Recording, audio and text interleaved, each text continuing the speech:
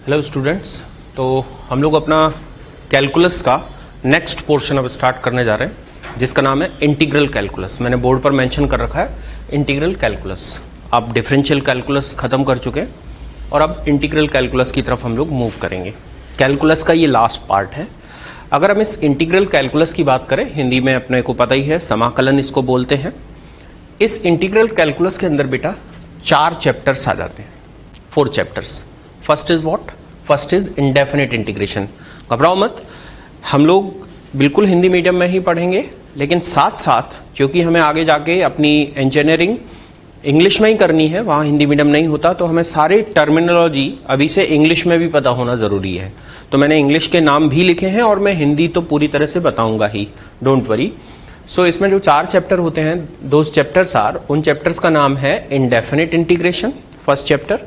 Indefinite integration को हम लोग हिंदी में बोलते हैं अनिश्चित समाकलन, है ना। Indefinite integration is also known as अनिश्चित समाकलन। अनिश्चित समाकलन। इस इंटीग्रल कैलकुलस का सेकंड जो चैप्टर है that is most important chapter. और इन तीनों जो चैप्टर्स हैं, डेफिनेट, एरिया और डिफरेंशियल इक्वेशन, हम इसको दूसरे वर्ड्स में ये भी बोल सकते हैं कि ये एप्लीकेशन ऑफ इंटीग्रेशन है, ये समाकलन के अनुप्रयोग हैं, है ना। तो सेकंड चैप्टर है डेफिनेट इंटीग्रेशन, इसको हिंदी में बोलते हैं निश्चित समाकलन। निश्चित समाकलन। थर्ड हमारा जो चैप्टर है that is area bounded by curve, मतलब कि वक्रों से घिरा क्षेत्रफल। वक्रों से घिरा क्षेत्रफल। एंड फोर्थ एंड लास्ट जो इसमें चैप्टर है दैट इज डिफरेंशियल इक्वेशन, जिसको हम हिंदी में बोलते हैं अवकल समीकरण। अवकल समीकरण। तो बेटा इस तरह से आप लोगों को ये क्लियर हो जाना चाहिए कि अब हम जो इंटीग्रल कैलकुलस पढ़ने वाले हैं, इसमें 4 चैप्टर हैं और इन चारों चैप्टर्स के नाम मैंने आपको बता दिए हैं। अब यहीं पर एक थोड़ा सा और बात कर लेते हैं, फिर हम चालू करेंगे इंडेफिनिट इंटीग्रेशन, मतलब कि अनिश्चित समाकलन। बट इससे पहले थोड़ा सा देख लेते हैं कि इनमें से क्या इनका वेटेज है और क्या ये किस तरह से ये डील करते हैं जेईई मेन और एडवांस में। देखो बेटा, जब आपने डिफरेंशियल कैलकुलस पढ़ा तो डिफरेंशियल कैलकुलस इसके कंपैरेटिवली थोड़ा ब्रॉड चैप्टर था, ब्रॉड टॉपिक था, जस्ट इससे डबल है। वहाँ चैप्टर्स भी ज़्यादा हैं, यहाँ चैप्टर्स भी कम हैं, केवल 4 ही चैप्टर हैं। अच्छा, इसमें से भी एक बात और, जैसे वहाँ फंक्शन का रोल था वैसे यहाँ इंडेफिनिट इंटीग्रेशन का रोल है, मतलब कि अनिश्चित समाकलन का रोल है। आपको एक बार समाकलन करने तो आना ही चाहिए। और इस समाकलन के फिर अनुप्रयोग हम यहाँ पर देखेंगे, जिसमें कि डेफिनेट इंटीग्रेशन, निश्चित समाकलन, वक्रों से घिरा क्षेत्रफल और अवकल समीकरण। इनसे क्वेश्चन अपने एग्जाम में आना ही आना है। अगर हम इस पूरे चैप्टर्स की, अगर हम इन सब की बात करें तो इन सबको पढ़ाने में डिफरेंशियल कैलकुलस से जस्ट आधा टाइम है और सब चैप्टर से क्वेश्चन आना ही है। और सबसे बड़ी बात, तुलनात्मक रूप से अगर मैं देखूं तो ये डिफरेंशियल कैलकुलस से थोड़ा आसान पड़ता है। टू द पॉइंट बात है, मतलब जो कॉन्सेप्ट है एग्जैक्टली उसी पर बेस्ड क्वेश्चन है ना। तो यहां पर हमें इसको थोड़ा सा भी, अगर हम इस पर स्ट्रेस करेंगे, थोड़ा सा भी इसको ध्यान से पढ़ेंगे, तो हमारा जेईई मेन और एडवांस में इस पर बेस्ड क्वेश्चन बनना ही बनना है। बहुत लिमिटेशन है, मतलब अगर मैं अभी से ही अगर थोड़ा बोलूंगा तो आप घबरा जाएंगे, लेकिन फिर भी सुन लो। डिफरेंशियल इक्वेशन की बात करूं तो बम मुश्किल इसमें 4 से 5 कॉन्सेप्ट है। अगर हम एरिया बाउंडेड की बात करूं तो एक ही कॉन्सेप्ट है कि 2 वक्रों से कैसे क्षेत्रफल घिरा जाता है और कैसे निकाला जाता है। और इसी तरह से हम डेफिनेट इंटीग्रल, मतलब कि निश्चित समाकलन की बात करें तो इसमें मुश्किल से 10 प्रॉपर्टीज आती हैं और 10 प्रॉपर्टीज से अपना पूरा काम हो जाता है। तो अगर देखा जाए तो ये चैप्टर्स बड़े छोटे छोटे से हैं और बहुत ही प्यारे हैं। तो स्टार्ट करें बेटा। ये तो मैंने एक आपको इंट्रोडक्शन दे दिया, तो हम लोग स्टार्ट करेंगे कौन से चैप्टर से? अनिश्चित समाकलन से। ओके, तो आप लोग इसको होप की कॉपी कर लिए होंगे, तो मैं इसको हटा के अपने चैप्टर की हेडिंग जो लिख लेता हूं, दैट हेडिंग इज अनिश्चित समाकलन या इंडेफिनिट इंटीग्रेशन। इंडेफिनिट इंटीग्रेशन पर थोड़ा सा हार्डवर्क कीजिएगा बेटा, अपने आप सारे चैप्टर्स होते चले जाएंगे। इंडेफिनिट इंटीग्रेशन, शॉर्ट में लिख देता हूं इंटीग्रेशन, हिंदी में हम इसको क्या बोलते हैं? अनिश्चित समाकलन।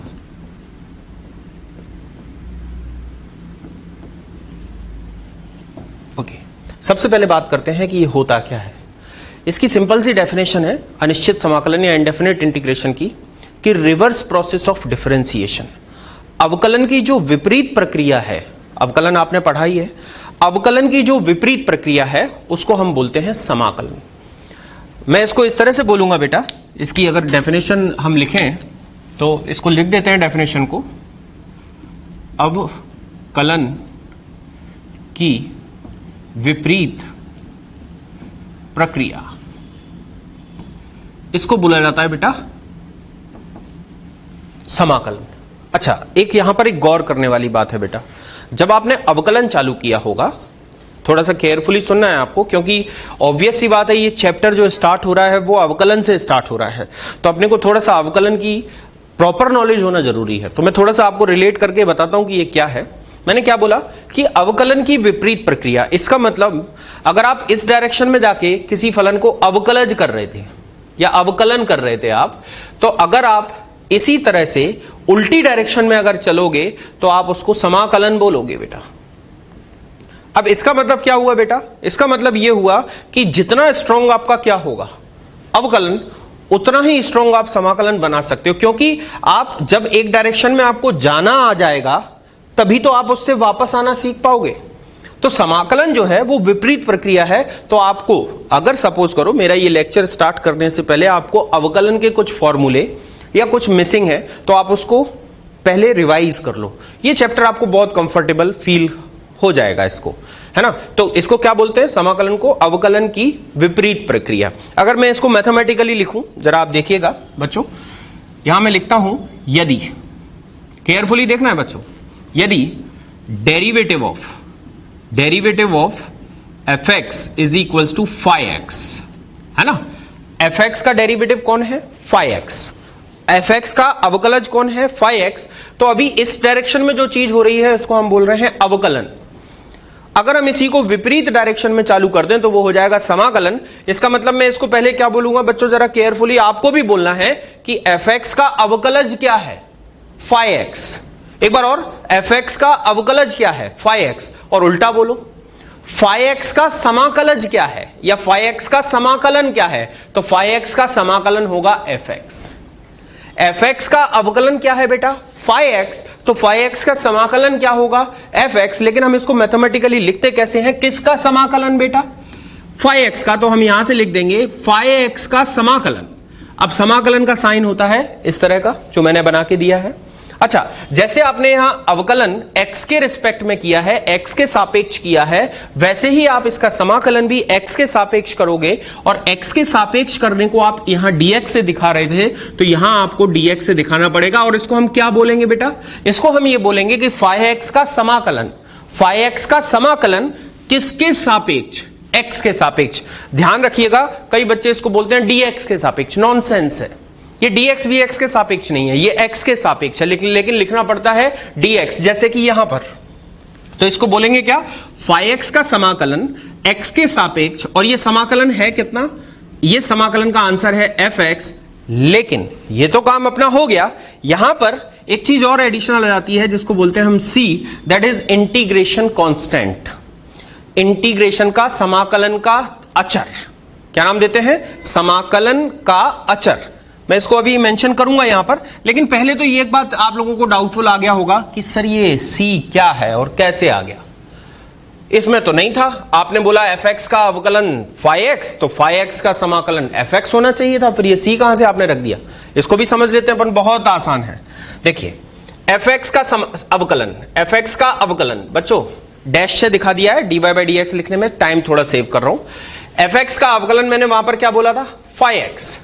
अच्छा बच्चों बताओ, fx प्लस 1 का अवकलज, अगर आप fx प्लस 1 का अवकलज करोगे तो fx का अवकलज तो 5x है ही, और आप जब 1 का अवकलज करोगे तो 1 एक कांस्टेंट है, तो कांस्टेंट का अवकलज 0 हो जाएगा, जिसको लिखने की जरूरत नहीं है। इसी तरह से अगर आप और थोड़ा आगे बढ़ोगे और fx प्लस 2 का डेरिवेटिव निकालोगे तो वो फिर से 5x आ जाएगा बच्चों, क्योंकि 2 का डेरिवेटिव 2 का अवकलज 0 हो जाएगा। और इसी तरह से आप आगे चलते चले जाओगे तो यहां पर 3 लिखने पर भी डैश आपका 5x आ जाएगा। जरा गौर करो बच्चों, इन सारे लोगों का अवकलज फाई एक्स है, और जब आप उल्टी डायरेक्शन में जाओगे तो आप ये बोलोगे कि फाई एक्स का समाकलज एफ एक्स भी है, एफ एक्स प्लस 1 भी है, एफ एक्स प्लस 2 भी है, एफ एक्स प्लस 3 भी है। और जब आप इसको जनरलाइज करोगे तो इन जनरलाइज करने के लिए 1 2 3 4 5 6 7 8 9 10 इनको जनरलाइज करके सी लिख दोगे। तो मैं यहां पर लिख सकता हूं जनरलाइज फॉर्म में कि एफ एक्स प्लस सी का अवकलज फाई एक्स है, तो उल्टा यहां पर हो जाएगा कि फाई एक्स का समाकलन एफ एक्स प्लस सी है, और सी यहां पर उसी वजह से आया है। और सी को मैंने क्या नाम दिया था? इसको हम बोलते हैं समाकलन गुणक, समाकलन गुणक या समाकलन का अचर। ध्यान से सुनिएगा, समाकलन का अचर या समाकलन गुणक। इसको इंग्लिश में बोलते हैं इंटीग्रेशन कांस्टेंट। केयरफुली सुनते जाओ, इंग्लिश भी जरूरी है। इंटीग्रेशन कांस्टेंट, ये जो एफ एक्स है, इस एफ एक्स का एक नाम और होता है जिसको हम बोलते हैं पूर्वक। क्या बोलते हैं बेटा? इसको पूर्वक बोलते हैं। इंग्लिश में इसको बोलते हैं प्रिमिटिव। इसको बोलते हैं प्रिमिटिव, है ना। कई बार वो आपसे ये नहीं पूछते कि इसको समाकलित करो, वो नहीं बोलेंगे आपसे समाकलन करो, वो बोल देंगे इसका पूर्वक निकालो। अगर आपको ये टर्म मालूम ही नहीं है तो आप देखते रह जाओगे। वो लिख देंगे साइन एक्स का पूर्वक बताओ। अब आपको पूर्वक नहीं पता तो आपको पता ही नहीं है कि क्या करना है। एक्चुअली साइन एक्स का पूर्वक बताओ मतलब कि साइन एक्स को इंटीग्रेट करो, इसका इंटीग्रेशन बताओ। डन हो गया बेटा। तो पहली चीज यहां से हमने जो इसकी डेफिनेशन कंक्लूड करी उसको अपने नोट्स में प्रॉपर लिख लेंगे। क्या कि अगर एफ एक्स का डेरिवेटिव फाई एक्स है तो फाई एक्स का इंटीग्रेशन एफ एक्स प्लस सी होगा, जहां पर सी जो है वो एक पूर्वक, सी जो है वो समाकलन गुणक या समाकलन अचर है, और एफ एक्स का एक और नाम हम क्या बोलेंगे? पूर्वक। ध्यान रखना, बच्चे कुछ दिनों बाद इसको भूल जाते हैं इतना बताने के बावजूद, तो आप इसको प्लीज ध्यान रखिएगा। दिस इज कॉल्ड एज पूर्वक, और इस पर एक छोटा सा स्टार बना लीजिएगा अपने नोट्स में, ठीक है। तो ये तो हो गया इस समाकलन की डेफिनेशन। अब लेकिन हमें समाकलन में आगे बढ़ना है तो हमें कुछ रिजल्ट्स, जैसे हमने अवकलन में कुछ फॉर्मूलाज लर्न किए थे, उसी तरह से हमें यहां भी कुछ फॉर्मूले लर्न करने पड़ेंगे। लेकिन यहां फॉर्मूले बनाए कैसे? अगर आपको अवकलन चैप्टर का याद हो तो अवकलन में जितने भी आपने फॉर्मूले बनाए थे वो अवकलन के प्रथम सिद्धांत से बनाए थे। अवकलन का प्रथम सिद्धांत मतलब वही LHD और RHD। साइन एक्स का डेरिवेटिव कॉस एक्स क्यों होता है, वहां से प्रूफ हो गया था। कॉस एक्स का डेरिवेटिव क्या आएगा, वहां से प्रूफ हो गया था। लेकिन यहां अब समाकलन चैप्टर में कोई लेफ्ट हैंड समाकलन या राइट हैंड समाकलन, दायां समाकलज या बायां समाकलज जैसा कोई चीज नहीं होता। क्योंकि समाकलन की उत्पत्ति कैसे हुई है? समाकलन की उत्पत्ति हुई है अवकलन का विपरीत प्रक्रिया। तो अल्टीमेटली अपने को सारे अवकलज, जो स्टैंडर्ड अवकलज हमें याद हैं, उनका विपरीत जाके हमें समाकलन याद कर लेने हैं। इसके लिए कोई प्रथम सिद्धांत वगैरह वगैरह नहीं है। समाकलन के सारे फॉर्मूले बनेंगे कैसे? आपको जितने, मान लो ए का अवकलज बी है तो आपको यह याद रखना पड़ेगा कि भैया बी का समाकलन ए होगा। तो अल्टीमेटली आपको अवकलज के सारे रिजल्ट्स याद होने चाहिए। तो मैं इसी प्रोसेस को आगे बढ़ाते हुए कुछ एक फॉर्मूले आप लोगों के लिए डेराइव करके बताता हूं। इसी तरह से डेराइव मतलब मैं कुछ अवकलज लिखूंगा और उनके विपरीत जाके हम देखेंगे कि अरे ये तो इसका समाकलन है। तो मैं आगे बढ़ता हूं, आप इसको कॉपी करते जाइएगा बच्चों। ये पूरी चीज, ये डेफिनेशन हो गई है। यहां इस बचे हुए पोर्शन में ही कुछ कर लेते हैं। देखिए, आ जाइए, यहां पर ही कर लेते हैं। ओके, ले लेते हैं कुछ derivative of sine x. Sine x का डेरिवेटिव। अच्छा बेटा, डेरिवेटिव यहां मैं डैश से दिखा दे रहा हूं और एक्स के रिस्पेक्ट में कर रहा हूं, जिससे थोड़ा टाइम सेव हो जाए, नहीं तो बार बार मेरे को dy बाई dx लिखना पड़ेगा। आप इसको समझ जाइएगा। This is derivative of sine x with respect to x, है ना। अगर किसी और के रिस्पेक्ट में करेंगे तो मैं आपको वहां बता दूंगा या वहां लिख दूंगा। साइन एक्स का डेरिवेटिव क्या था बच्चों? अब आपके बोलने की बारी है। साइन एक्स का डेरिवेटिव था कॉस एक्स। याद आया? तो यहां से अपना फॉर्मूला एक बन गया, उल्टा फॉर्मूला। क्या फॉर्मूला उल्टा बन गया कि cos x का डेरिवेटिव, सॉरी cos x का integration with respect to x, यहां x लिख दिया है मैंने। cos x का इंटीग्रेशन आ जाएगा sin x, और यहां पर आ जाएगा एक integration constant that is c। एक रिजल्ट अपना तैयार हो गया। समझ आया बच्चों? इसी तरह से अगर हम और आगे बढ़े तो cos x का डेरिवेटिव क्या था बेटा? cos x का डेरिवेटिव अगर हम लोग निकालते थे तो cos x का डेरिवेटिव था माइनस sin x।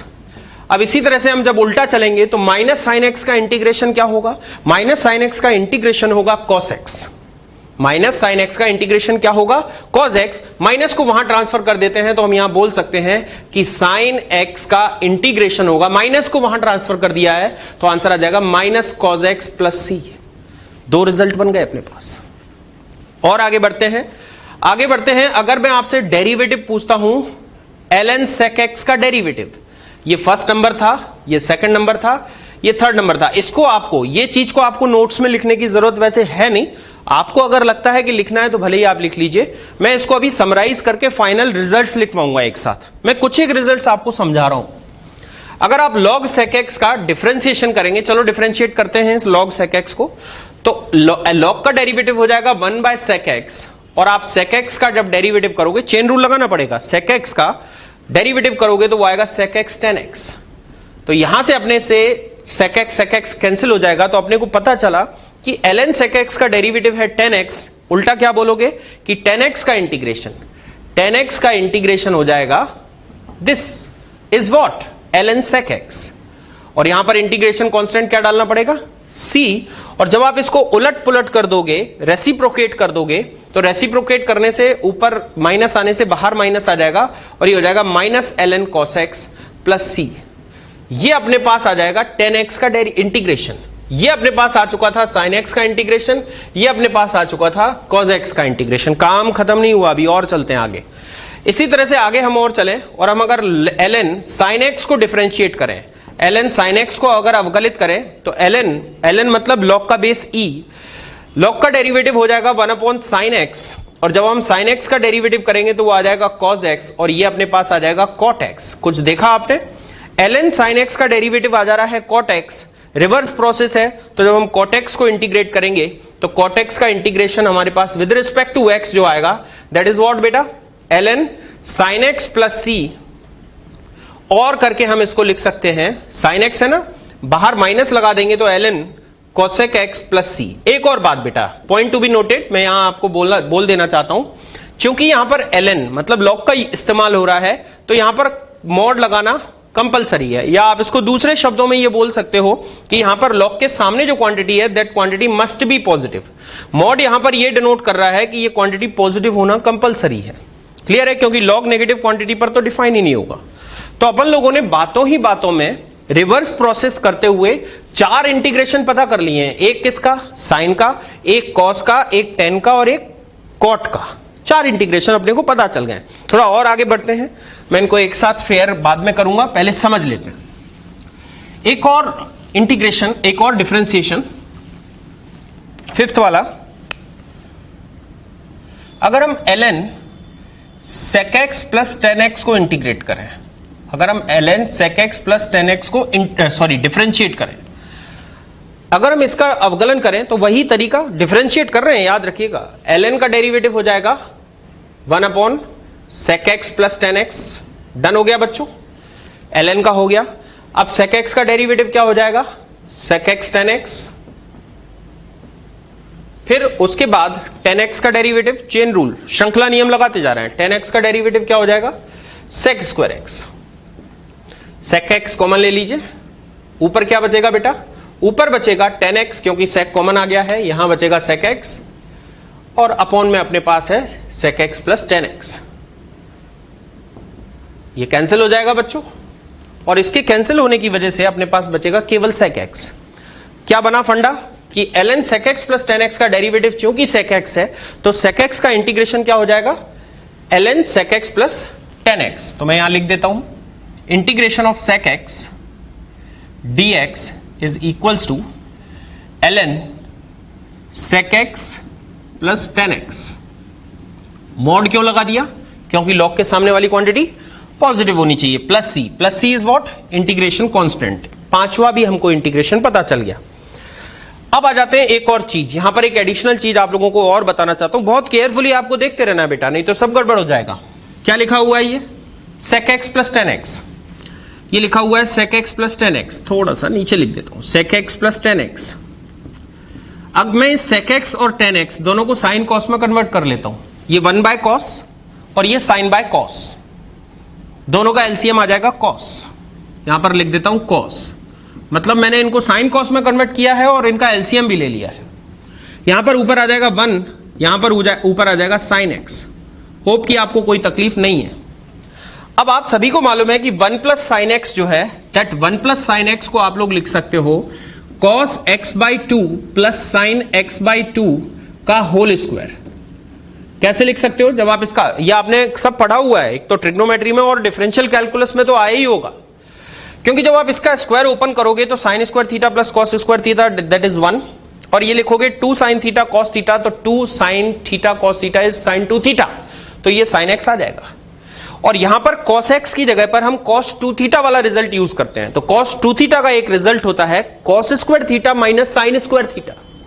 तो cos x की जगह हम लोग लिख देंगे cos square x by 2, angle half हो जाएगा, x की जगह x by 2 minus sine square x by 2। उम्मीद है कि आपको सब कुछ समझ में आ रहा है। अगर आप इसको देखोगे तो ये a square minus B square है, इसके दो फैक्टर हो जाएंगे, one is a minus B, another is a plus B. तो a प्लस बी वाला जो फैक्टर है वो इस a प्लस बी वाले को कट कर देगा, मतलब ऊपर से कट हो जाएगा। तो अगले स्टेप में हमारे पास क्या बचेगा? अगले स्टेप में हमारे पास बचेगा cos x by 2 plus sign x by 2 upon में अपने पास आ जाएगा, एक प्लस वाला फैक्टर कट जाएगा, माइनस वाला बचेगा, तो that is cos x by 2 minus sine x by 2। फिर से ट्रिग्नोमेट्री से आपको ये पता है कि इसकी जगह cos x बाई 2, या मैं बोलूं तो cos theta plus sine theta upon cos theta minus sine theta, इसके लिए अपन लोगों ने एक स्टैंडर्ड रिजल्ट याद कर रखा है, that is what 10 pi by 4 plus theta, लेकिन थीटा की जगह x बाई 2 है, तो यहां पर ही लिख देता हूं this is what 10 pi by 4 plus theta, theta is what x by 2, तो ये हो गया पाई बाई 4 प्लस x बाई 2। कुछ गौर करा आप लोगों ने? कुछ गौर करा आप लोगों ने बच्चों? देखो इसको केयरफुली बेटा, sec x plus 10x can be written as sec x plus 10x को आप 10 pi by 4 plus x by 2 लिख सकते हो। sec x प्लस 10x को आप 10 pi by 4 plus x by 2 लिख सकते हो, और ये sec x प्लस 10x ही लिखा हुआ है, तो हमें sec x प्लस 10x की जगह पर क्या लिख देंगे? 10 pi by 4 plus x by 2। तो हम इसको और करके एक और रिजल्ट इसका बना सकते हैं, दैट इज व्हाट ln, और sec x प्लस 10x की जगह पर आ गया है 10 pi by 4 plus x by 2, तो यहां पर लिख देंगे 10 pi by 4 plus x by 2 plus c। तो अपने पास एक और इंटीग्रेशन तैयार हो गया है, that is the integration of sec x। हमारे पास एक और समाकलन आ गया है जो कि है sec x का समाकलन। डन है बेटा? गौर करो, आप लोगों ने 5 समाकलन अभी तक मेरे से देख लिए हैं। एक किसका समाकलन? Sine x। अच्छा एक चीज और गौर करो आप, साइन का समाकलन, कॉस का, टेन का, कॉट का, फिर सेक का, केवल एक रह गया कोसेक का। मतलब मैंने अभी आपको इनिशियली 6 जो ट्रिग्नोमेट्रिक फंक्शन है, 6 त्रिकोणमितीय जो फलन है, उनके समाकलन आपको बताए हैं। जगह कम है लेकिन इस पर मैनेज करते हैं, 6वें वाले पर लगेगा तो वहां अपन रब कर लेंगे बाद में। एक और अवकलन करते हैं ln cosec x minus cot x, इसको समाकलन करके देखते हैं एक बार, सॉरी अवकलन। जब आप ln cosec x minus cot x का अवकलन करेंगे तो 1 upon cosec x minus cot x, ये चीज आ गया। अब आप कोसेक x का करोगे तो कोसेक x का अवकलन क्या होता है? Minus cosec x cot x, minus already है। कॉट x का अवकलन क्या होता है बेटा? कॉट x का अवकलन होता है माइनस कोसेक स्क्वायर x, तो यहां प्लस हो जाएगा और ये कोसेक स्क्वायर x। गौर से देखो, अगर आप इन दोनों में से कोसेक x कॉमन ले लोगे, वो भी माइनस साइन वाला, कोसेक x कॉमन ले लोगे, प्लस साइन वाला भी ले सकते हो, प्लस साइन वाला ले लोगे तो कोसेक x कॉमन लेने से यहां बचेगा कोसेक x, और यहां बचेगा माइनस कॉट x, जो इससे कट जाएगा। Cosec x minus cot x, मतलब ये दोनों कटेगा, तो यहां से अपने पास आंसर बचेगा कोसेक x। कुछ गौर कर लिया आप लोगों ने? What is the derivative of ln cosec x minus cot x का डेरिवेटिव क्या है? ln cosec x minus cot x का डेरिवेटिव है कोसेक x। इसका मतलब कोसेक x का इंटीग्रेशन क्या हो जाएगा? मैं यहां लिख देता हूं, यहां पर हम लिख देते हैं कि इंटीग्रेशन ऑफ, उम्मीद है कि ये बोर्ड पर आ रहा होगा बेटा सारा, है ना, चेक कर लीजिएगा। तो ये integration of cosec x is what? ln cosec x minus cot x। पक्का हो गया बेटा? अच्छा, जैसे यहां पर ये सेकंड एक और अपने को मिला था, वैसे ही यहां पर भी मिलेगा, यहां पर भी मिलेगा। तो मेरे पास चूंकि जगह नहीं है तो मैं जगह इधर यूज करने वाला हूं बेटा। उसके बाद में फाइनल इसको हटा के सारे के सारे रिजल्ट एक साथ लिखूंगा। तो अगर आपने अभी तक इसमें से आपको कुछ लगता है कि कॉपी करना है तो कर लीजिए, नहीं तो मैं इसको मिटा रहा हूं, यहां से मिटा रहा हूं, पॉज करके कॉपी कर लीजिएगा। जब तक ये रिजल्ट लिखे छोड़ दिए मैंने, देखिए इतने पोर्शन में काम चलाऊंगा।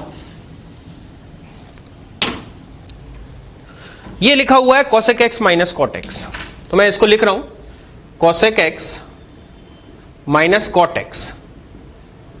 चलिए 1 by sine cos by sine, LCM कितना आ जाएगा साइन, इधर आएगा 1 माइनस cos x। उम्मीद है कि क्लियर होगा आपको। 1 माइनस cos थीटा क्या होता है 2 साइन स्क्वायर थीटा बाई 2 लिख दिया है। साइन थीटा में साइन 2 थीटा वाला रिजल्ट लगा देते हैं, तो 2 sine x by 2 cos x by 2। Sine एक कैंसिल हो जाएगा, 2 2 कट जाएगा और ये हो जाएगा 10x बाई 2। बच्चों थोड़ा सा खिचपिच जरूर हुआ है, लेकिन लिखा बिल्कुल साफ साफ है। मेरे को इस तरह से एक्चुअली अच्छा नहीं लगता, इसलिए खिचपिच लग रहा है मेरे को। cosec x minus cot x को आप लिख सकते हो 10x बाई 2, तो अपना यहां पर और करके हम जो लिख देंगे, मैं यहां मेंशन कर रहा हूं बेटा और करके, इसका एक और इंटीग्रेशन आ जाएगा cosec x minus cot x। cosec x minus cot x उसकी जगह पर 10x बाई 2, तो हम इसका एक रिजल्ट और याद करेंगे ln 10x by 2 plus c। ये अपने 6 ट्रिग्नोमेट्रिक फंक्शन के इंटीग्रेशन हम लोगों ने पढ़ लिए। कितने के बेटा 6 ट्रिग्नोमेट्रिक फंक्शन के। तो ये अपना था 6 ट्रिग्नोमेट्रिक फंक्शन के इंटीग्रेशन विद प्रूफ। प्रूफ यही होता है, रिवर्स प्रोसेस, विपरीत प्रक्रिया। अच्छा अब इनको मैं समराइज करता हूं एक साथ, है ना, एक बार याद भी करते जाते हैं। साइन एक्स को इंटीग्रेट करेंगे तो minus cos x, cos x का साइन एक्स, 10x को इंटीग्रेट करेंगे तो ln sec x या फिर माइनस ln cos x। इसी तरह से आप cot x को इंटीग्रेट करोगे तो ln sin x या फिर माइनस ln cosec x। इसी तरह से आप sec x को इंटीग्रेट करोगे तो ln sec x plus 10x या फिर ln 10 pi by 4 plus x by 2। और आप cosec x को इंटीग्रेट करोगे तो ln cosec x minus cot x या फिर ln 10x बाई 2। याद रखना सभी में इंटीग्रेशन कांस्टेंट डालना ही पड़ेगा। तो इसको हटा के मैं इसको अब समराइज करता हूं, और कैसे समराइज करता हूं देखिएगा बेटा। ये मैंने कुछ प्रूफ्स आपको बताए हैं, आगे अगर कुछ लगेगा तो मैं और भी प्रूफ आपको बता दूंगा, क्योंकि बताने तो मेरे को वैसे ही हैं जैसे मैंने ये 6 बताए हैं कि रिवर्स प्रोसेस ऑफ डिफरेंशिएशन। तो आप इसमें घबराना मत कि ये आ कहां से गया। आपको किसी भी इंटीग्रेशन में डाउट होता है फॉर्मूले में, तो आप उसको उल्टा करके डिफरेंशिएट करके प्रूफ कर सकते हैं। इसी तरह से ये फॉर्मूले बनाए गए। तो मैं यहां जो हेडिंग टाइप का एक लिखूंगा वो लिखूंगा इंपॉर्टेंट फॉर्मूले, कुछ महत्वपूर्ण सूत्र। तो लिख देता हूं कुछ महत्वपूर्ण सूत्र। इनको अपने को रटना पड़ेगा, याद रखना, रटना पड़ेगा बेटा। आप प्रूफ नहीं करके देख पाओगे एग्जाम में, बिल्कुल नहीं। आपको ये बिल्कुल जैसे डिफरेंशिएशन के रटे हुए थे वैसे ही रटने हैं। अभी तो 6 ही बताए मैंने, तो लिखना स्टार्ट करता हूं मैं। First is integration of sine x, बता भी दिया था अभी, क्या था बेटा minus cos x plus C. Done है बेटा। और आ जाते हैं integration of cos x sine x plus C, integration of 10x, है ना, प्रूफ हो चुका है सारा बेटा अपना, ln sec x plus C और ln minus ln cos x plus C. Fourth क्या था बच्चों, difference integration of cot x is what बेटा ln sin x plus C, या क्या था minus ln cosec x plus C. Fifth क्या था बच्चों, फिफ्थ था इंटीग्रेशन ऑफ sec x, क्या था बेटा ln sec x plus 10x plus C, या फिर क्या था, या फिर था ln 10 pi by 4 plus x by 2 plus C. Sixth क्या था, integration of cosec x dx is equals to, क्या था बच्चों ln cosec x minus cot x। Plus C, या फिर क्या था बच्चों, ln 10 x/2 प्लस सी। ये 6 जो है वो अभी ट्रिग्नोमेट्रिक फंक्शन के डिफरेंशिएशन हुए। अब 6 के बाद हम आगे बढ़ते हैं। अब प्रूफ अलग अलग से नहीं बता रहा, हवा में भी सोचते हुए जाएंगे, नहीं तो बहुत ब्रॉड हो जाएगा, फॉर्मूले में इतना सारा टाइम निकल जाएगा। 7th वाले पर आ जाते हैं, इंटीग्रेशन ऑफ, अच्छा हवा में बोलता हूं डिफरेंशिएशन, इंटीग्रेशन फिर लिखते जाऊंगा। sec x का डेरिवेटिव क्या था, sec x का अवकलन क्या था, sec x tan x। उल्टा बोलो, sec x tan x का समाकलन क्या होगा, sec x tan x का समाकलन क्या होगा, sec x। क्यों होगा, क्लियर हुआ, क्योंकि sec x का अवकलन था sec x tan x, तो sec x tan x का समाकलन होगा sec x। tan x का अवकलन क्या था, sec square x। tan x का डिफरेंशिएशन था sec स्क्वायर x, तो sec स्क्वायर x का इंटीग्रेशन क्या हो जाएगा, sec स्क्वायर x का डिफरेंशिएशन हो जाएगा, ओ इंटीग्रेशन हो जाएगा tan x। क्लियर हुआ बच्चों, चलिए और देखते हैं।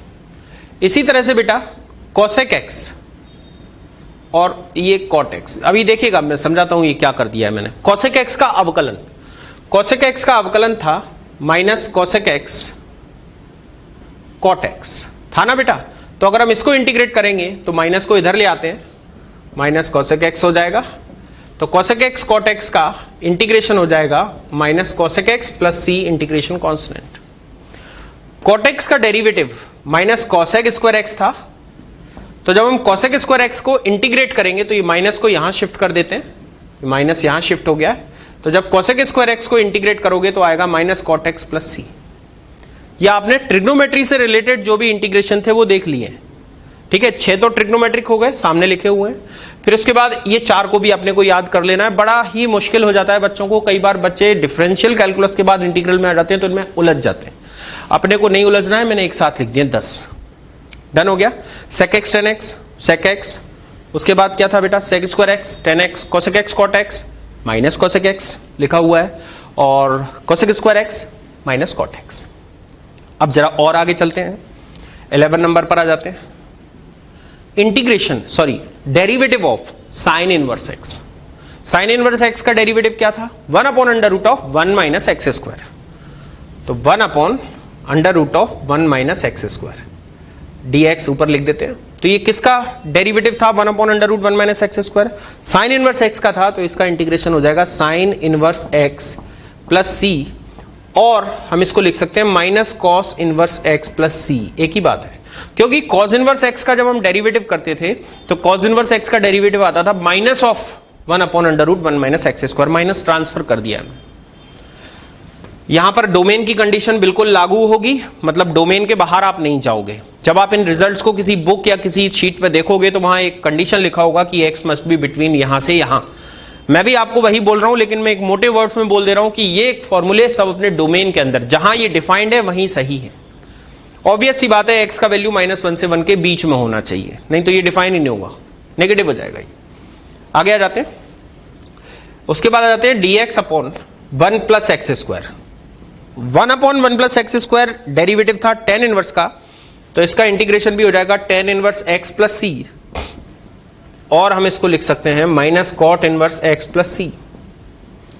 एक और लिखेंगे बेटा, integration of dx upon x under root of x square minus 1। याद आया, ये सेक इनवर्स का था, मॉड इसलिए लगा दिया, या मॉड रहता है नेगेटिव नहीं हो सकता है इसलिए इसको, तो ये आ जाएगा sec inverse x plus c, और हम इसको लिख सकते हैं minus cosec inverse x plus c। उम्मीद है कि आपको ये सारे रिजल्ट समझ में आते जा रहे होंगे। अपोजिट डायरेक्शन से प्रूफ करके लिखे जा रहे हैं ये। अब आ जाते हैं हम 14 नंबर पर। x की पावर n का इंटीग्रेशन अगर हम करें तो x की पावर n का इंटीग्रेशन होता है x की power n plus 1 upon n plus 1। Obvious सी बात है, यहां कंडीशन लिखा रहता है n is not equal to -1, वो यहां भी सही है। मैंने आपको पहले ही बोल दिया n -1 नहीं होना चाहिए, क्योंकि डोमेन के बाहर जहां ये डिफाइन है वहीं तो होगा। तो यहां n must not be -1, clearly ध्यान रखिएगा। 15 नंबर पर आ जाते हैं। Integration of e to the power x, integration of e to the power x is e की power x plus c। Plus c मत छोड़ना है कहीं भी, integration constant is must. Okay 16 पर आ जाते हैं। Integration of a to the power x dx, इसका इंटीग्रेशन होता है a to the power x upon ln a। इसको आप हवा में देख सकते हो। a की पावर x का डेरिवेटिव क्या होता है? a की पावर x का डेरिवेटिव होता है a की पावर x ln a। ये मल्टीप्लाई में होता था, तो जब आप इसको इंटीग्रेट करोगे तो ये अपॉन में आ गया है। डन है बेटा। 17 नंबर पर आ जाते हैं। ln x का डेरिवेटिव क्या था? ln x का अवकलज क्या था? log का अवकलज क्या था? 1/x। तो 1/x का इंटीग्रेशन क्या हो जाएगा? log x। log मतलब यहां बेस e चाहिए, इसलिए आपने देखा होगा कि मैं ln ही लिखता हूं, ठीक है। तो 1/x का इंटीग्रेशन हो गया ln x। 18 पर आ जाते हैं।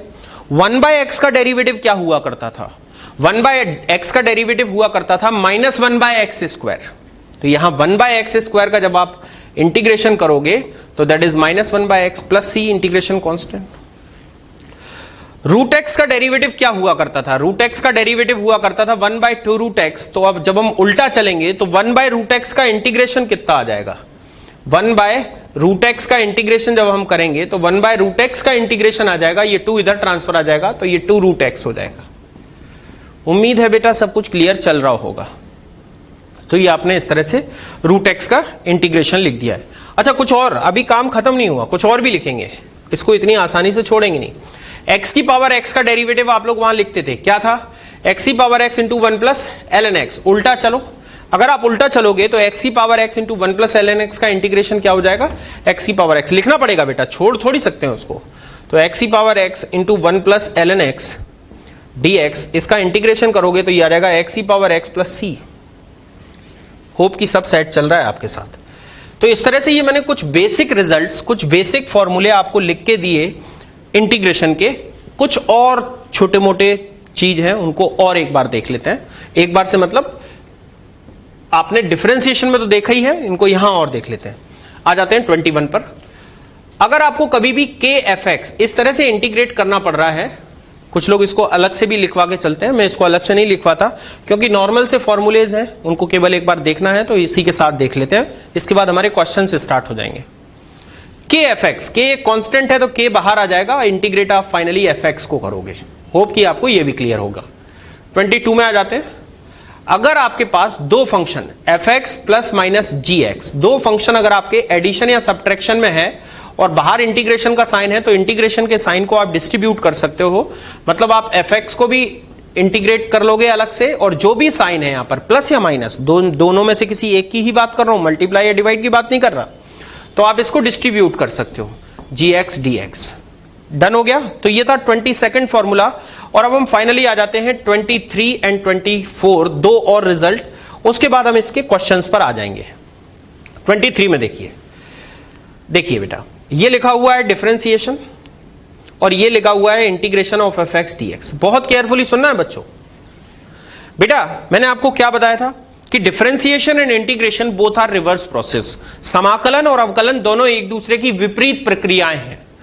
अगर आप fx को इंटीग्रेट करोगे, पहले समाकलन करोगे तो समाकलन हो जाएगा, लेकिन समाकलन के बाद आपने उसकी ठीक विपरीत प्रक्रिया लगा दी जो कि अवकलन है, तो वापस अपने पास आंसर क्या आ जाएगा? fx आ जाएगा। क्लियर है बच्चों? और इसी तरह से जो मैं 24th लिखने वाला हूं, that is integration of differentiation of fx। अब इसमें थोड़ा सा एक आपको क्लू देखना है जो मैं आपको बताने वाला हूं। यहां फिर से ये दोनों एक दूसरे की विपरीत प्रक्रियाएं हैं, लेकिन जब आपने अवकलन करा होगा और अवकलन के बाद आपने जब फाइनली समाकलन करा होगा, तो समाकलन करने से एक समाकलन अचर आ गया होगा, तो आंसर तो इसका भी fx आएगा, लेकिन यहां पर एक एक्स्ट्रा चीज क्या आ जाएगी? इंटीग्रेशन कांस्टेंट आ जाएगा। That integration constant is what? c बेटा। जबकि यहां वो इसलिए नहीं आएगा क्योंकि आप इंटीग्रेट करोगे तो इंटीग्रेट करने से पहले c तो आया होगा, लेकिन जब आपने अवकलन किया होगा तो वो c हट गया होगा। तो यहां इसमें समाकलन अचर, समाकलन गुणक नहीं आएगा, जबकि यहां पर आएगा। ये इन दोनों में बेसिक डिफरेंस है। समझ आया बच्चों? तो ये कुछ मैंने आपको महत्वपूर्ण सूत्र विद डेरिवेशन कि ये कहां से आए, ये आपको बताए हैं। ठीक है बच्चों, आप इनको कॉपी कर लो, फिर हम लोग नेक्स्ट हेडिंग की तरफ, या बोले तो एक छोटा सा फॉर्मूला लिख के कुछ क्वेश्चंस की प्रैक्टिस करेंगे। बेटा जैसे आपने अभी कुछ फॉर्मूले तो देख लिए, अब फॉर्मूले के बाद हालांकि मैंने कुछ क्वेश्चंस लिख रखे हैं यहाँ जिनको हम इंटीग्रेट करेंगे, लेकिन एक बार आप थोड़ा सा होल्ड करो। मैं जो आगे इंटीग्रेशन आपको पूरा चैप्टर, मतलब अनिश्चित समाकलन जो बताने वाला हूँ, इसमें मैं कुछ प्रोफाइल्स बना दूंगा। प्रोफाइल 1, प्रोफाइल 2, प्रोफाइल 3, ऐसे करके हम पूरा चैप्टर करेंगे। अभी तो हमारे कुछ बेसिक सूत्र हो गए, अब मैं प्रोफाइल 1, प्रोफाइल 2 करके स्टार्ट करने वाला हूँ। तो मेरा पहले स्टार्ट होगा प्रोफाइल 1, और हम अभी हम क्या बेसिक फॉर्मूलों पर, सूत्रों पर, और प्रोफाइल 1 पर 1 जो अभी कर लिखूंगा उस पर आधारित क्वेश्चन कुछ करेंगे। तो प्रोफाइल 1 से मैं स्टार्ट करना चाहता हूं। प्रोफाइल 1 है ना, प्रोफाइल 1 अब होता क्या है इसको देख लेना है, अच्छे से याद भी करते जाना है अपने को। प्रोफाइल 1 में क्या होता है देखिएगा, यदि integration of fx dx is equal to phi of x plus C, तो integration f of ax plus b dx is equal to that is 1 by a phi x plus C, ये result होता है। अब पहले इसको एक बार देख लेते हैं कि ये है क्या, प्रूफ इसका यहां पर देख लेते हैं। देखिए fx का इंटीग्रेशन क्या है बेटा, fx का इंटीग्रेशन है फाई एक्स। इंटीग्रेशन चाहिए किसका, f of ax plus b का। तो यहां पर हम मान लेते हैं, माना ax प्लस b, ये जो लिखा हुआ है इसको हम t ले लेते हैं, मान लेते हैं। अब दोनों तरफ हम डिफरेंशिएट कर देते हैं, तो a dx, b का derivative 0 is equals to dt। दोनों तरफ हमने डिफरेंशिएट कर दिया, a dx, b का डेरिवेटिव 0, t का dt। तो अपना dx क्या हो गया बच्चों, dx हो गया dt बाय a। क्लियर है बच्चों। अब हम जो अपना ये सब समाकलन है जिसकी हमें वैल्यू निकालना है, इसको हम यहां लिख लेते हैं, f ax प्लस b की जगह हमने क्या मान रखा है, t, और ये dx की जगह पर हम क्या लिख देंगे, dt बाय a। क्लियर है बच्चों। अब ये 1 बाय a तो कांस्टेंट है तो बाहर आ गया, तो ये हो जाएगा ft dt। पक्का है बच्चों। अगर हम fx का समाकलन x के सापेक्ष कर रहे हैं तो फाई एक्स प्लस सी आ रहा है। अगर हम ft का समाकलन t के सापेक्ष करेंगे तो फाई टी प्लस सी आएगा, तो यहां से आ जाएगा 1/a phi of t plus C, और यहां से आ जाएगा 1/a phi of t। t का वैल्यू क्या है, phi of ax plus b plus C. ठीक है, ये अपना रिजल्ट आ जाएगा। यहां ax प्लस b अपने को लिखना पड़ेगा, तो यहां लिख लेते हैं एक बार करेक्शन कर लेके, दिस इज व्हाट बेटा, ax प्लस b प्लस सी, है ना। अच्छा, ये अपना है प्रोफाइल 1। अच्छा, अब इसको हम एक बार देख लेते हैं कि इसको लर्न कैसे करना है अपने को, वो ज्यादा इंपॉर्टेंट है। देखो, अगर हम जितने भी जो फॉर्मूले हमने याद करें, मतलब fx का समाकलन क्या था, फाई एक्स, अगर हम x की जगह पर एक रैखिक पद रख दें, रैखिक पद मतलब कौन सा, ax plus b, I repeat, कौन सा पद, रैखिक पद रख दें। यहां पर रैखिक पद है ax प्लस b, तो आप जरा चेक करो, रैखिक पद रख देने से यहां जो x था, जो आउटपुट में x था, वहां भी x की जगह पर कौन सा पद आ जाएगा, रैखिक पद आ जाएगा। बस अपने को एक एडिशनल काम, एक एक्स्ट्रा काम जो करना है वो ये करना है कि यहां जो रैखिक पद था उसमें जो x का गुणांक था, x का गुणांक था a, हमें उस x के गुणांक से भाग दे देना है। तो एक बार हम इसको याद कर लेंगे। कैसे याद करेंगे, ऐसे याद करेंगे कि जितने भी हमारे अभी सूत्र, हमने जो 24 सूत्र, 24 जो फॉर्मूले अभी हमने प्रीवियस बोर्ड पर पढ़े हैं, तो उन सारे फॉर्मूलों में अगर हम x की जगह पर रैखिक पद अर्थात हम ax प्लस b रख दें, तो हमारे सारे रिजल्ट्स जो हैं उनमें भी x की जगह पर क्या आ जाएगा, ax प्लस b आ जाएगा। लेकिन एडिशनल काम क्या करना पड़ेगा, हमें कोएफिशिएंट ऑफ x, मतलब x के गुणांक से भाग देना पड़ जाएगा। समझ में आया बेटा, ये प्रूफ मैंने आपको यहां लिख के बता दिया है। अच्छा, अब आ जाते हैं हम एक प्रैक्टिस के तौर पर, जो वो 24 सूत्र से उनमें से कुछ 2-4 फॉर्मूले हम उठा के देखते हैं कि कैसे क्या करना है। सबसे पहले हम उठा लेते हैं ये वाला, देखिए ax प्लस b की पावर n dx। चलिए चेक करो, हमारा जो बेसिक सूत्र था वो क्या था, x की घात n, लेकिन यहां मैंने x की जगह पर क्या रख दिया, रैखिक पद।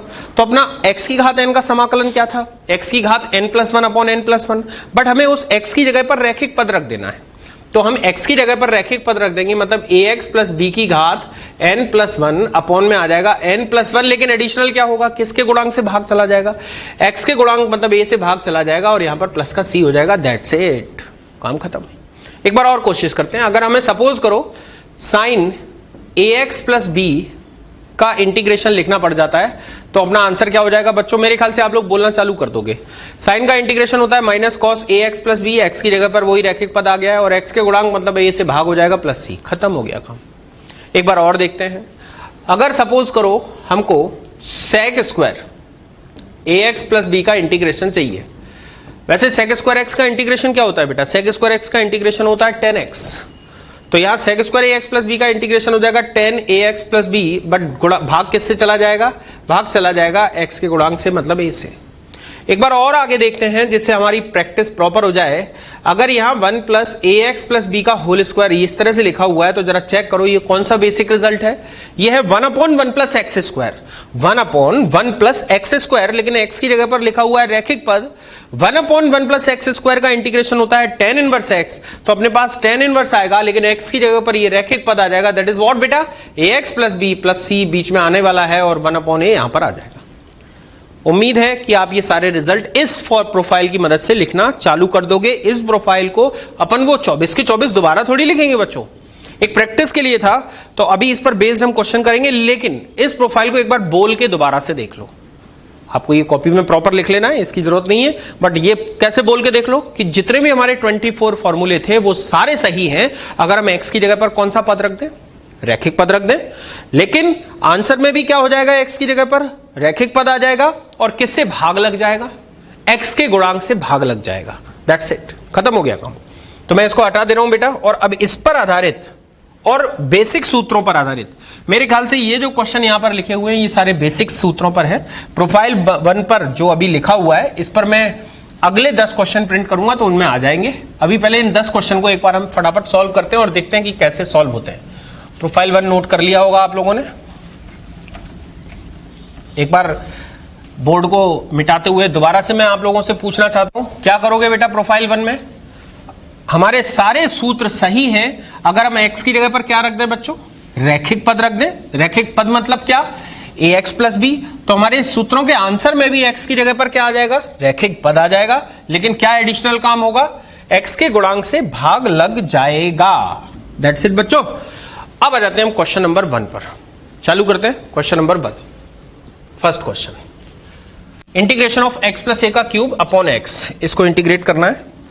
सबसे पहले क्या करेंगे अपन? x प्लस ए का क्यूब a प्लस बी का होल क्यूब से इसको ओपन कर लेते हैं। क्या होता है? a cube plus B cube plus 3ab into A plus B. Open कर रहे हैं तो ये हो जाएगा x cube plus A cube plus 3ab into A plus B, या इसको आप ऐसे भी बोल सकते हो 3a square B plus 3b square A, है ना? तो ये क्या हो जाएगा? 3ab, ab मतलब x into A, that is ax। यह जाएगा ax square plus 3a square x upon में चल रहा है बेटा अपने पास x dx। उम्मीद है कि आपको यह सब चीज समझ में आ रहा है। मैंने कुछ नहीं किया, a प्लस बी का होल क्यूब ऊपर ओपन किया हुआ है। x को हर एक पद में इंडिविजुअली डिवाइड कर देते हैं तो ये आ जाएगा x स्क्वायर, ये आ जाएगा a क्यूब बाय x, ये आ जाएगा 3ax और ये आ जाएगा 3a स्क्वायर और बाहर आ जाएगा dx। डन है बच्चों? अब अपने को इंटीग्रेट कर देना है, क्योंकि अलग 4 पद हैं, चारों जुड़े हुए हैं, अलग अलग इंटीग्रेट कर सकते हो। एक्स स्क्वायर का इंटीग्रेशन क्या आ जाएगा?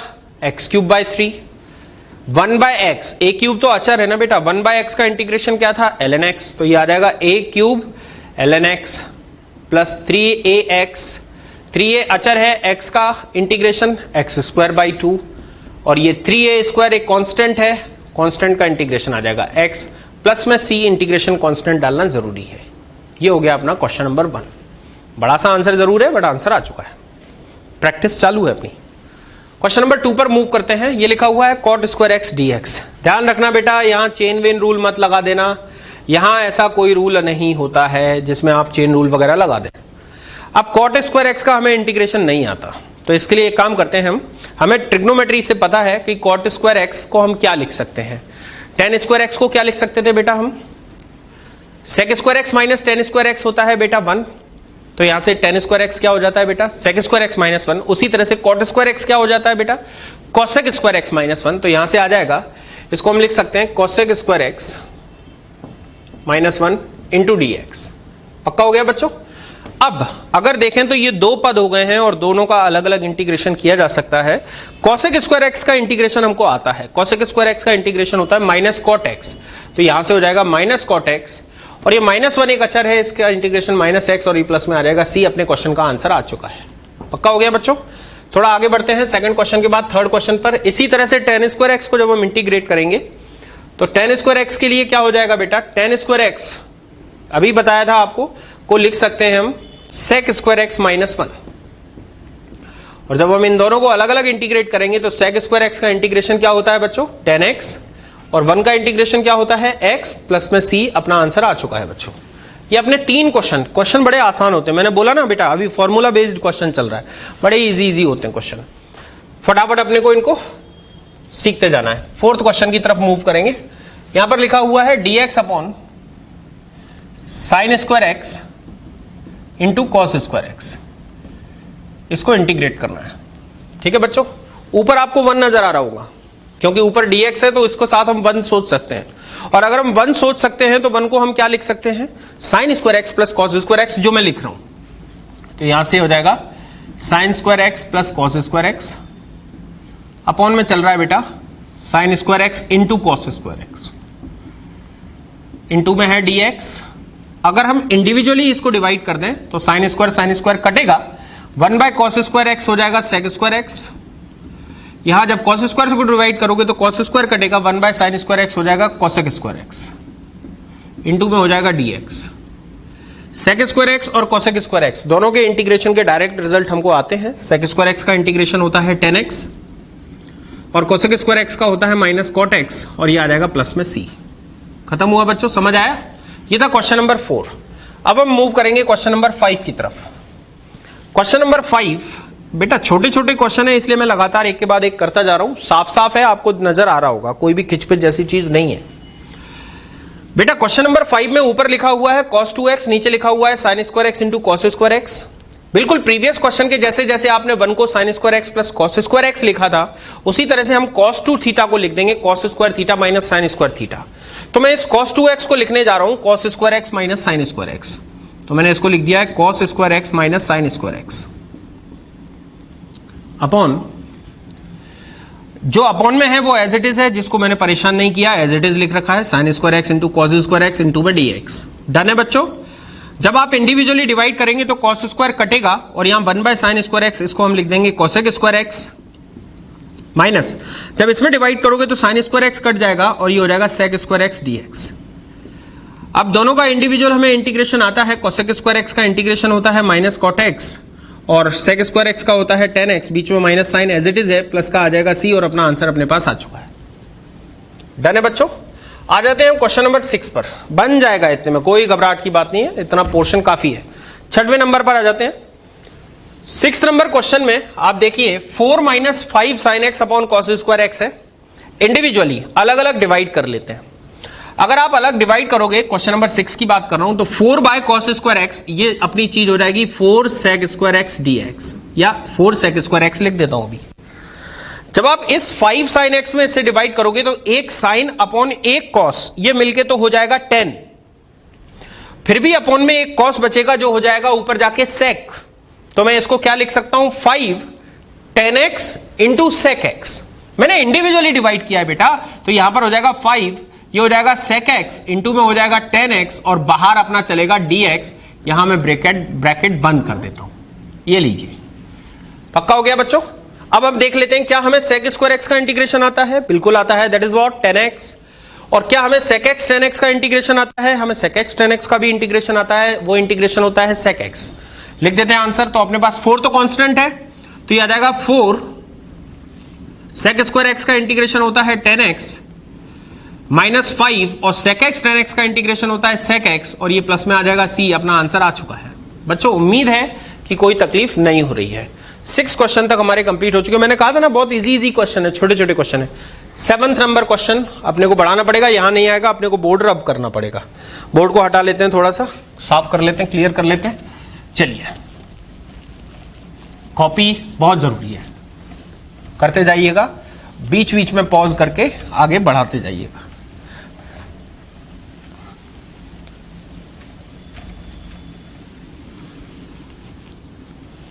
इंडेफिनिट इंटीग्रेशन चैप्टर की एक खास बात बताता हूं बेटा, इसमें आपको इंडेफिनिट एक ऐसा चैप्टर है जिसमें आपको थोड़े से नंबर ऑफ क्वेश्चंस ज्यादा करने पड़ते हैं। मैं उस चीज का ध्यान रखूंगा, थोड़े से क्वेश्चन हायर साइड पे लेके चलेंगे अपन। आ जाते हैं 7th नंबर क्वेश्चन पर। क्वेश्चन है अपना sign to the power 6x plus cos two the power 6x upon sine square x into cos square x dx। चलो बेटा, अब मैं इसमें क्या करना चाहता हूं, अभी अपन लोगों ने एक फॉर्मूला यूज किया था a प्लस बी का होल क्यूब किया था ना, क्या था, a cube plus B cube plus 3ab into a plus B use किया था ना बच्चों। अब मैं इस फॉर्मूले से, मैं इसलिए लिख दिया हूं क्योंकि मैंने अभी क्वेश्चन नंबर, इस वाले क्वेश्चन को सॉल्व करने में इसको यूज किया था, मैंने उसमें क्या किया था, इसको अंदर मल्टीप्लाई करके यूज कर लिया था। अब यहां पर क्या है बेटा, यहां पर अपने को यहां a cube plus B cube अपने को इस्तेमाल करना है। कैसे a cube plus B cube इस्तेमाल करना है बेटा, क्योंकि ये साइन टू द पावर 6 है, ये कॉस टू द पावर 6 है, मतलब ये स्क्वायर का क्यूब है। अगर हम a cube plus B cube की बात करें तो ये स्क्वायर का क्यूब है, तो यहां पर हम इसको कैसे लिखेंगे, साइन स्क्वायर का पावर 3 प्लस कॉस स्क्वायर का पावर 3, और इसका मतलब इस क्वेश्चन के लिए a और b जो है वो साइन स्क्वायर और कॉस स्क्वायर हो जाएगा। और इस अगर हम इसके क्यूब का फॉर्मूला बनाएंगे तो ये क्या हो जाएगा, a प्लस बी का whole cube minus 3ab into a plus B, और a और b क्या है, साइन स्क्वायर कॉस स्क्वायर। मैं आपके समझाने के लिए एक लाइन बढ़ा लेता हूं, ये लीजिए, ये क्यूब। अब समझ गए होगे बेटा अपना स्क्वायर क्या है, मतलब a और b क्या है, a और b साइन स्क्वायर और कॉस स्क्वायर है। अब ये फॉर्मूला इस इधर ये वाला अप्लाई कर देते हैं इसमें, तो यहां से हो जाएगा a प्लस बी का cube, a is sine square x, b is cos square x का whole cube minus 3a is what, sine square x into cos square x, and a plus B is what, sine square x plus cos square x upon ये हो जाएगा sine square x into cos square x dx। बच्चों यहां पर sine square x plus cos square है, इसका value हो जाएगा 1, डन है, और इसका sign square x plus cos square x, इसका भी वैल्यू हो जाएगा 1, ये दोनों वैल्यू हो जाएंगे 1। अब ये दोनों वैल्यू हो जाएंगे 1, और हम इस साइन स्क्वायर और कॉस स्क्वायर एक्स जो है उसको इंडिविजुअली कर देंगे डिवाइड बच्चों। तो अपने पास क्या हो जाएगा, डिवाइड अभी नहीं कर रहा हूं, एक स्टेप लिख देता हूं जिससे आपको क्लियरली समझ में आ जाएगा। 1 अपॉन दिस इज व्हाट बेटा, sign square x into cos square x, ये 1 जो यहां से आया था इसके अपॉन में ये लिख दिया है मैंने, माइनस ये 3, और ये sign square x cos square x upon में सेम चीज आएगी तो कैंसिल हो जाएगा dx। अपना ये क्वेश्चन बन जाएगा बच्चों, पक्का हो गया, कोई डाउट है, नहीं ना बेटा। अगर आप गौर करो तो अभी एक दो क्वेश्चन पहले मैंने 1 upon sine square x into cos square x, ये वाला क्वेश्चन 4th क्वेश्चन मैंने सॉल्व किया था, याद है आपको, ये क्वेश्चन वही बन के आ गया है। और इसमें मैंने क्या किया था, ऊपर जो 1 था उस 1 की जगह पर sine square x plus cos square x लिख दिया था, तो वही प्रोसेस मैं यहां वापस करूंगा। यहां पर ये हो जाएगा sine square x plus cos square x upon this is sine square x into cos square x, और यहां पर हो जाएगा ये माइनस 3 dx। dx बाहर है पूरी तरह से, इसको इंडिविजुअली डिवाइड कर देते हैं बेटा। इंडिविजुअली डिवाइड करेंगे तो ये साइन स्क्वायर कटेगा, ये हो जाएगा सेग स्क्वायर एक्स, इधर कॉस स्क्वायर कटेगा, ये हो जाएगा कॉसेग स्क्वायर एक्स, और ये हो जाएगा माइनस 3 इंटू में हो जाएगा dx। सबके अलग अलग इंटीग्रेशन हमको आते हैं, सेग स्क्वायर एक्स को इंटीग्रेट करेंगे तो 9x, कॉसेग स्क्वायर एक्स को करेंगे तो माइनस कॉट एक्स, 3 को करेंगे तो माइनस 3x, प्लस में आ जाएगा c, और ये अपने इस क्वेश्चन का हो जाएगा आंसर। क्लियर है बेटा। अच्छा क्वेश्चन था 7 नंबर क्वेश्चन। अब हम मूव करेंगे क्वेश्चन नंबर 8 की तरफ। क्वेश्चन नंबर 8 पढ़ लो बच्चों एक बार। क्वेश्चन नंबर 8 क्या है, क्वेश्चन नंबर 8 में है cos 2x minus cos 2 alpha, ठीक है, upon sine x minus sine alpha, ये भी ठीक है। तो क्वेश्चन नंबर 8 में मैं क्या करता हूं बेटा, इसमें चूंकि ये नीचे साइन वाले टर्म्स हैं और ऊपर cos 2 थीटा है, तो मैं cos 2 थीटा को साइन के टर्म्स में तो लिख ही सकता हूं, तो मैं यहां cos 2 थीटा का रिजल्ट साइन के टर्म्स में लिखूंगा, यहां भी cos 2 थीटा का रिजल्ट साइन के टर्म्स में लिखूंगा। तो मैं लिखने जा रहा हूं, देखिएगा, सबसे पहले cos 2x को क्या लिखूं, cos के टर्म्स में लिखना है मेरे, सॉरी साइन के टर्म्स में लिखना है क्योंकि अपॉन में साइन है। तो cos 2x हो जाएगा 1 minus 2 sign square x minus, और ये cos 2 अल्फा क्या हो जाएगा 1 minus 2 sign square alpha upon में मैंने कोई छेड़खानी नहीं की, जैसा था वैसा ही लिखा रहने दिया, sign x minus sine alpha. Hope कि आपको ये सब कुछ क्लियर होगा बच्चों। इस वन को कैंसिल कर देता हूं। ये जो -2 आप देख रहे हो, यहां से ये कॉमन ले लेता हूं, तो -2 मैंने कॉमन ले लिया। यहां पर बचेगा मेरे पास साइन स्क्वायर एक्स, और यहां पर -2 कॉमन लेने से बचेगा मेरे पास minus sine square alpha. Upon में आ जाएगा sine x minus sine alpha. Done है बच्चों। अब ऊपर a square minus B square है, तो हमें a square minus B square का result a minus B into A plus B यहां अप्लाई कर देते हैं, -2। तो ये हो जाएगा sine x minus sine alpha, ये हो जाएगा sine x plus sine alpha upon this is sine x minus sine alpha, और ये है इंटू में dx। ये वाला टर्म कैंसिल हो जाएगा। डन है बच्चों। साइन एक्स -2 कांस्टेंट है, बाहर पड़ा रहने दो। साइन एक्स का इंटीग्रेशन क्या होता है बेटा? Minus cos x. Sine x का integration minus cos x. Sine alpha हम किसके रिस्पेक्ट में इंटीग्रेट कर रहे हैं? एक्स के रिस्पेक्ट में। तो साइन अल्फा एक कांस्टेंट है बेटा, तो साइन अल्फा तो एज इट इज रहेगा, और चूंकि 1 है तो 1 का इंटीग्रेशन हो जाएगा x, और यही अपना आंसर आ जाएगा। बस लास्ट में प्लस c इंटीग्रेशन कांस्टेंट और लिखना है अपने को। उम्मीद है कि आपको ये क्लियर रहा होगा बेटा। 8वां क्वेश्चन भी हो गया। अब आ जाते हैं हम 9th क्वेश्चन पर। 9th क्वेश्चन में क्वेश्चन है integration of dx upon 1 plus sine x. यही है ना बच्चों? एक काम करते हैं, इस क्वेश्चन को सॉल्व करने के लिए हम रैशनलाइज कर लेते हैं, या दूसरे शब्दों में बोलूं तो 1 माइनस साइन एक्स से न्यूमरेटर और डिनोमिनेटर को मल्टीप्लाई कर लेता हूं। 1 माइनस साइन एक्स से ऊपर भी मल्टीप्लाई किया और 1 माइनस साइन एक्स से नीचे भी मल्टीप्लाई किया, तो ऊपर तो हो जाएगा 1 माइनस साइन एक्स, और नीचे 1 माइनस साइन एक्स और 1 प्लस साइन एक्स मल्टीप्लाई होके 1 माइनस साइन स्क्वायर एक्स हो जाएगा। 1 माइनस साइन स्क्वायर एक्स होता है कॉज स्क्वायर एक्स, तो इसको हम लिख देंगे डिनोमिनेटर वाले टर्म को cause square x. Individually divide करेंगे बेटा, तो 1 बाय कॉस स्क्वायर एक्स हो जाएगा सेक स्क्वायर एक्स, और जब साइन एक्स को कॉस स्क्वायर एक्स से डिवाइड करोगे तो ये हो जाएगा sec x into tan x into d x. पक्का है बच्चों? सेक स्क्वायर एक्स को इंटीग्रेट करोगे तो टेन एक्स आ जाएगा, सेक एक्स टेन एक्स को इंटीग्रेट करोगे तो सेक एक्स आ जाएगा, प्लस में सी आ जाएगा। आंसर है अपने पास। बहुत आसान था। क्वेश्चन नंबर 9 इस तरह से किया जा सकता है। अब आ जाते हैं हम क्वेश्चन नंबर 10 पर। 10 के बाद कुछ और भी प्रैक्टिस करेंगे बेटा, ऐसा नहीं है अभी। ये बेसिक्स को ही अपने को थोड़ा सा मजबूत बना लेंगे तो आगे अपने को बहुत कंफर्टेबल रहेगा। चिंता मत कीजिएगा, चैप्टर बहुत ज्यादा आसान है। 10 नंबर क्वेश्चन में ऊपर है साइन एक्स, नीचे है 1 प्लस साइन एक्स। देखो बेटा, कुछ चीजें तो बोल ही नहीं जाती, अपने आप ही हो जाती हैं। मतलब मैं इसलिए बोल रहा हूं आपको कि ये चीज अपने को देखते ही यहां ऐसी फीलिंग आने लगती है पढ़ने वाले बच्चों को कि पता नहीं, कई सारे बच्चे यहां 1 ऐड कर लेते हैं और 1 सब्ट्रैक्ट कर लेते हैं। वैसे मैं मस्ती के मूड में हूं थोड़ा सा, आपको भी समझ में आ गया होगा कि मैंने 1 ऐड और 1 सब्ट्रैक्ट क्यों किया है। 1 ऐड और 1 सब्ट्रैक्ट करने से, सॉरी 1 ऐड और 1 सब्ट्रैक्ट, इसको माइनस बना देता हूं। 1 ऐड और 1 सब्ट्रैक्ट करने से होगा क्या कि ये न्यूमरेटर और डिनोमिनेटर सेम बन जाएगा, अपने को कैंसिलेशन में आसानी हो जाएगी।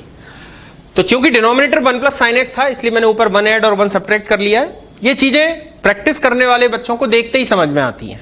इंडिविजुअली डिवाइड कर दोगे तो यहां इंडिविजुअली डिवाइड करने से 1 और यहां पर डिवाइड करने से 1 प्लस साइन एक्स आ जाएगा। पक्का है बच्चों? Any doubt? 1 का इंटीग्रेशन तो हो जाएगा x माइनस ये 1 upon 1 plus sine x, 1 upon 1 plus sine x. ये 9th क्वेश्चन है, ये 9th क्वेश्चन है जिसका आंसर क्या था?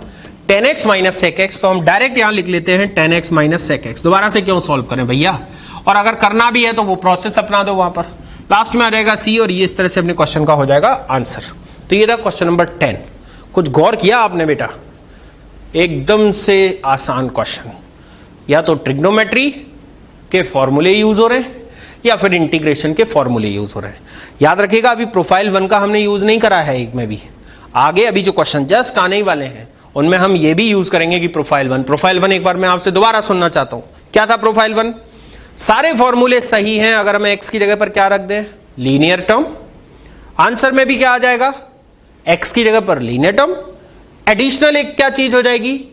x के कोएफिशिएंट से डिवाइड कर दोगे। ठीक है, तो आप इसको नोट कर लो। मैं जब तक बेटा कुछ अगला बोर्ड फिर से कुछ क्वेश्चन लिख के जमाता हूं।